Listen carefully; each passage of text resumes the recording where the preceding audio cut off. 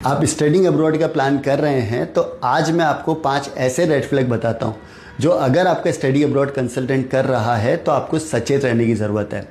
पहला है, अगर बिना आपकी प्रोफाइल को समझे या आपकी रिक्वायरमेंट को समझे किसी एक पर्टिकुलर कंट्री या यूनिवर्सिटी की तरफ आपको पुश किया जा रहा है तो समझ जाइए आपका कंसल्टेंट कमीशन चेस कर रहा है।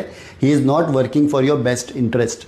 सेकंड है, अगर आपको किसी भी तरह के 100% वीज़ा गारंटी दी जा रही है या ऐसी कोई बात करी जा रही है तो समझ जाइए वो ब्लफ कर रहा है। वीज़ा सक्सेस काफ़ी सारे फैक्टर्स पे डिपेंड करती है और आपका कंसल्टेंट कभी भी उसकी गारंटी नहीं दे सकता है।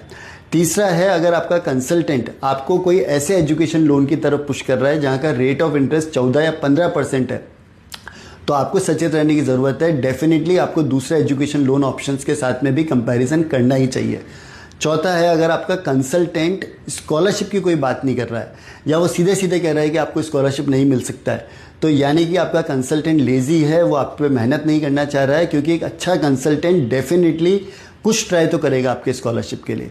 और पांचवा है, अगर आपकी एकेडमिक और प्रोफेशनल प्रोफाइल अच्छी है और आप किसी कंट्री की टॉप यूनिवर्सिटी में पढ़ना चाहते हैं पर आपका कंसल्टेंट डाउन प्ले कर रहा है तो यानी कि ये है कि वो अपने टाइप वाली यूनिवर्सिटीज़ के लिए काम कर रहा है और आपके बेस्ट इंटरेस्ट में काम नहीं कर रहा है। तो ऊपर बताई हुई चीज़ों में से कोई भी चीज़ कभी भी आपने सुनी है या एक्सपीरियंस करी है तो मुझे कमेंट करिए रेड फ्लैग, ताकि ये जानकारी और स्टूडेंट्स तक भी पहुंच सके।